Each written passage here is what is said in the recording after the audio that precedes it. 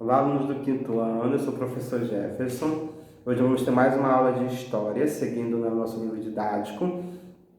Só lembrando que esse momento que nós estamos passando é um novo momento que o mundo inteiro está passando. Essa nova maneira de vocês estudarem também, essa nova maneira para mim também da aula, é algo novo, mas nós estamos aqui, para nos ajudar. E lembrando também que a escola sede não parou. Nós estamos continuando o nosso trabalho pedagógico e lembrando também que eu estou com saudade de vocês, porque nós tínhamos uma rotina diária que foi quebrada com essa quarentena, mas que nós estamos dando continuidade, mesmo assim. Mesmo de longe, nós estamos nos comunicando e que, lógico, a saudade vem porque nós tínhamos uma rotina diária de segunda a sexta.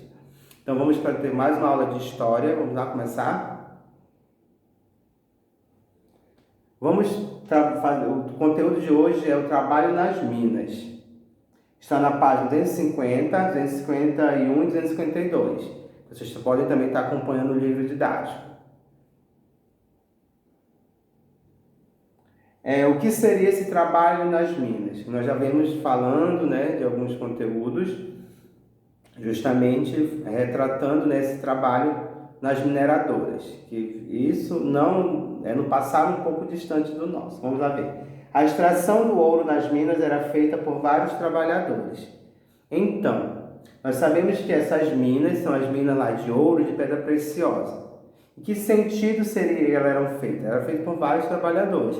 Lógico que quem detinha do poder era o dono da mina, mas que necessariamente precisava de muitos trabalhadores. E nós vamos ver e ler também no livro que esse trabalho era um trabalho, digamos assim, um trabalho escravo mesmo, digamos assim. Não era simplesmente um trabalho, é um trabalho fácil, vamos lá colher o ouro, o diamante, as pedras preciosas, vamos ficar ricos e pronto. Não, era um trabalho diário, um trabalho árduo. E esses trabalhadores sofriam muito, que nós vamos ver agora no decorrer do vídeo. A maioria delas eram pessoas escravizadas, aquilo que eu já havia falado agora há pouco, que trabalhavam por muitas horas em condições precárias, que é justamente isso. O trabalho escravo é quando eu trabalho de forma precária. É aquilo que eu trabalho, mas o que eu recebo não condiz com o meu trabalho, entenderam? Então, esse trabalho nas minas, apesar de ser um trabalho nas mineradoras, porque vocês imaginem, hoje em dia é um trabalho difícil, com toda a tecnologia que tem. Agora imaginem isso nos séculos passados. Entenderam? Então é isso que o texto, o livro didático retrata, esse trabalho que era feito de uma forma muito precária e principalmente uma forma de escravidão. Então, o trabalho nas minas. Tem 3 pontos que eu vou falar para vocês, explicando que vocês também podem acompanhar no livro didático, que se fala de como era realizado esse trabalho. O primeiro, os mineradores escravizados passavam hora com as pernas dentro da água em longas jornadas de trabalho. As condições diversas em que trabalhavam debilitavam rapidamente sua saúde.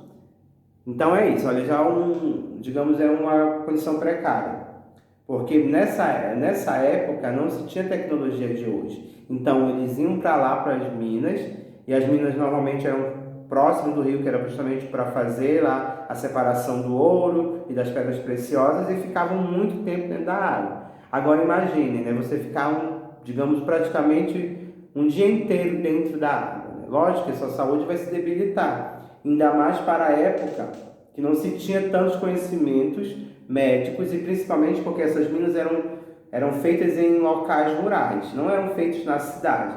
Então as cidades ficavam distantes. Então eles iam para essas minas justamente para pensar, em enriquecer mesmo, Mas não é o que acontecia, porque era muito trabalho para pouco rendimento que eles tinham. Número 2. Alguns escravos trabalhavam em túneis abertos somente quando o ouro nos leitos dos rios se esgotava, pois o risco de desabamento era grande. É isso que eu falo para vocês. Quando no rio que eles faziam lá as barragens, acabava aquele ouro, não achavam mais ouro, eles tinham que ir para as minas. que as minas é aquela caverna que se tinha, né? Só que era feito de uma maneira muito rudimentar, muito precária. Então o risco de desabar ali realmente é muito grande. Agora imagine para a época que se tinha essas minas feitas de maneira, digamos, artesanal mesmo, não tinha toda essa estrutura, porque hoje em dia se tem engenheiros para fazer, para se pensar em como fazer essa mina, nessa época não. Então os escravos eles trabalhavam lá, mas com medo, né? Porque o risco de desabar era grande e morte súbita, né? Morte rápida, né? Porque desabou lá um grande soterrou, né? Os escravos, então eles iam para lá trabalhar, mas já sabiam do risco que iam correr. Número 3. Os feitores eram homens livres encarregados de fiscalizar o trabalho dos escravos nas minas. Então, os feitores eram escravos que já foram livres, digamos assim, eram pessoas de confiança lá do dono da mina, para que ele pudesse observar e até mesmo o que eles faziam. Esse ato de fiscalizar era o ato de também de bater se não estava trabalhando, desse tipo, né, que esses feitores realizavam esse trabalho. Apesar de eles serem, de se considerarem livres, mas eram, querendo ou não, escravos lá do dono das minas também.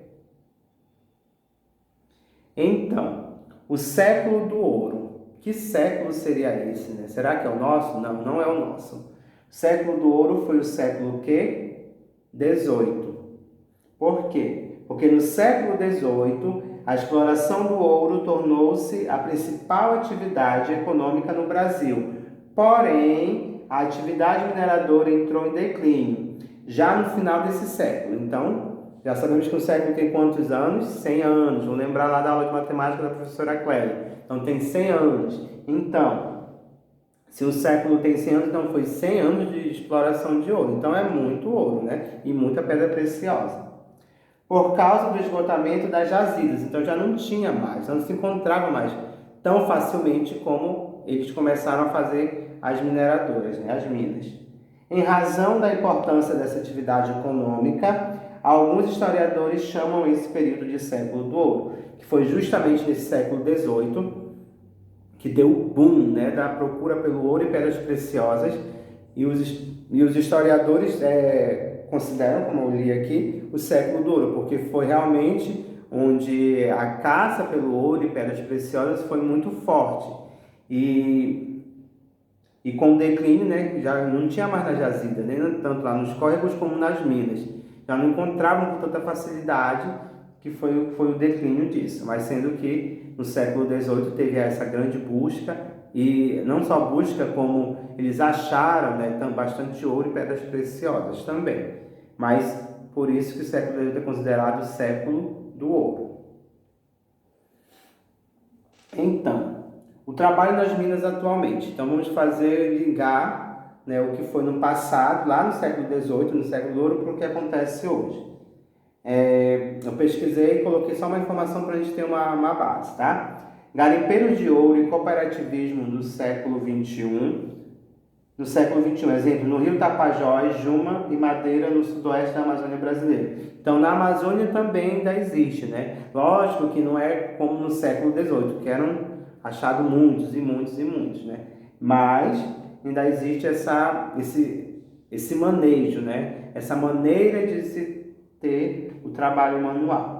Só que agora não é feita mais como antes, né? Tinha um dono e escravizava os outros. Não, agora é feita de uma forma de cooperativa, né? Que todos trabalham juntos e, digamos assim, o que foi achado é dividido por igual para todos. Diferente do século XVIII, né? Do século XXI já está um pouco melhor. Lógico que o trabalho ainda é muito rudimentar, como estamos vendo na cena.